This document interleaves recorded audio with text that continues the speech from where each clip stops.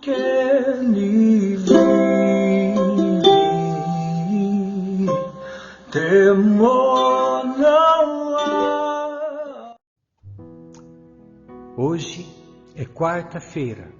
Quarta-feira Santa é a quarta da Semana Santa.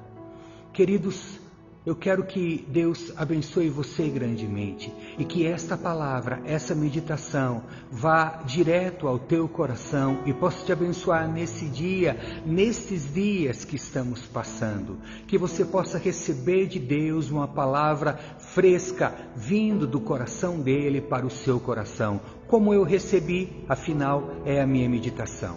Mas antes, vamos louvar o nosso Deus de todo o coração.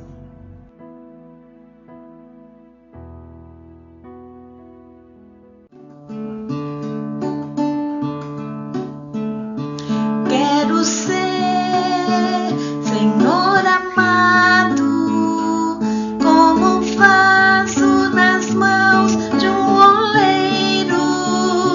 Quebra minha vida e faça de novo. Quero ser, eu quero ser um vaso novo. Eu quero ser, Senhor amado, como um vaso nas mãos de um oleiro. Quebra minha vida e faça de novo. Eu quero ser um vaso novo.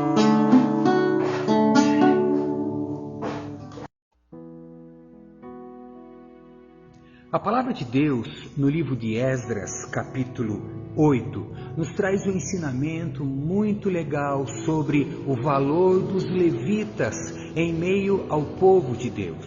O texto nos diz assim, a partir do versículo 15: Eu, Esdras, reuni toda essa gente perto do rio que corre para a cidade de Aava, e ficamos acampados ali durante 3 dias.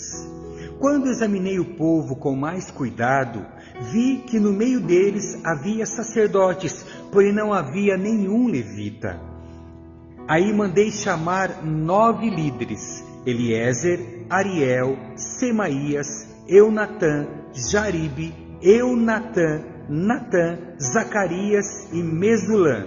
E chamei também 2 professores, Joiaribe e Eunatã. Eu mandei que eles fossem procurar Ido, o chefe do lugar chamado Casifia, e disserem a ele e aos seus colegas servidores do templo que nos mandasse gente para servir a Deus no templo. E, porque Deus estava nos abençoando, eles nos mandaram um homem muito capaz, chamado Serebias, levita da família de Mali. 18 dos seus filhos e irmãos vieram com ele.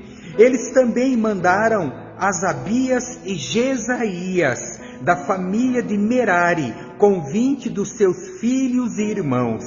Vieram também 220 servidores do templo, os quais eram descendentes daqueles que o rei Davi e os seus oficiais haviam escolhido para ajudar os levitas, e fizeram uma lista com os nomes de todos eles. Bom, vemos aqui nesse texto que eu li do versículo 15 até o versículo 20, que Esdras não pretendia viajar de onde ele estava, às margens do rio Aava, da cidade com o mesmo nome. Aava significa águas. E ele não ia viajar ali da Babilônia para Jerusalém sem a companhia dos levitas. É importante falar para vocês que os sacerdotes, o texto diz que ele tinha alguns sacerdotes, mas não tinha nenhum levita. Na verdade, todo sacerdote era levita, mas nem todo levita era sacerdote. Afinal, os sacerdotes eram descendentes de Arão, e Arão era da tribo de Levi, daí o termo levita. Mas com o passar do tempo, houve essa separação entre sacerdote e levita. Levita era aquele que servia Levita era aquele que auxiliava, levita era aquele que trabalhava nas atividades do tabernáculo, por exemplo, no transporte dos utensílios do tabernáculo, no transporte da arca da aliança, na direção dos cânticos, da liturgia, era a função dos levitas. Hoje em dia, esse termo é usado em algumas igrejas para dar nome aos que ministram o louvor. Realmente era uma das funções dos levitas no passado. Mas será que ser levita é apenas cantar?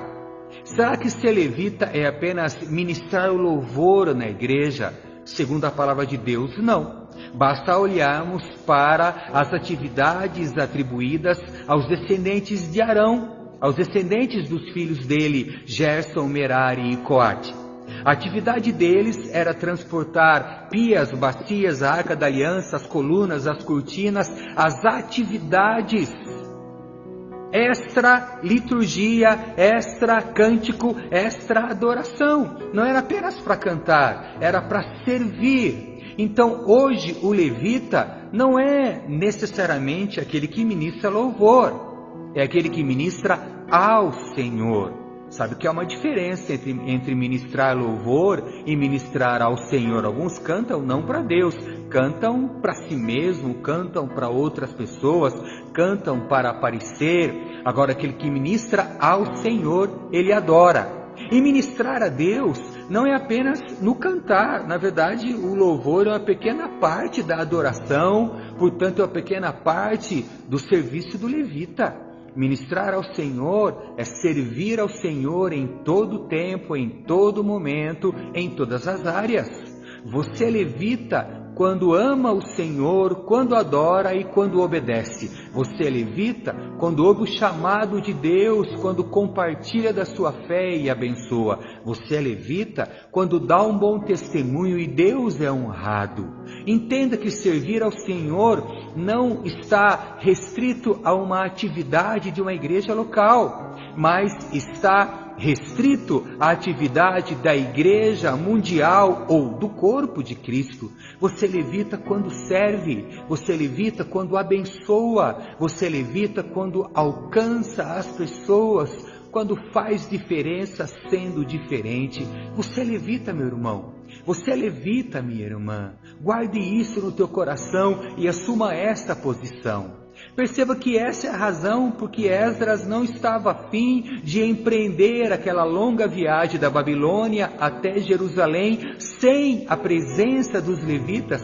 Como ele iria voltar para a terra dele, como iria voltar com a finalidade da reconstrução do templo sem os que servem a Deus?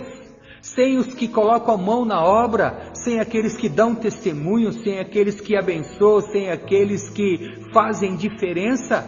Essa era a função dos levitas. Ok, ele tinha lá sacerdotes que também eram levitas e que não podiam ficar apenas restritos à função sacerdotal, pelo menos não hoje. Algo que é importante também te lembrar é que todos nós somos sacerdotes. Lá no final do Novo Testamento, somos chamados de sacerdócio santo, povo de propriedade exclusiva de Deus, para proclamarmos as virtudes do nosso Senhor. Somos todos então sacerdotes, somos todos levitas, mas sabe qual é o melhor termo, pelo menos para os dias de hoje, para mim e para você? Não sacerdote, nem levita, mas servo. Serva, porque essa é a função principal do cristão. Lembra que eu falei lá no começo? Cristo menor, servir como Cristo serviu, abençoar como Cristo abençoou, fazer diferença na vida das pessoas, como um dia alguém fez diferença nas nossas vidas e conhecemos a Jesus.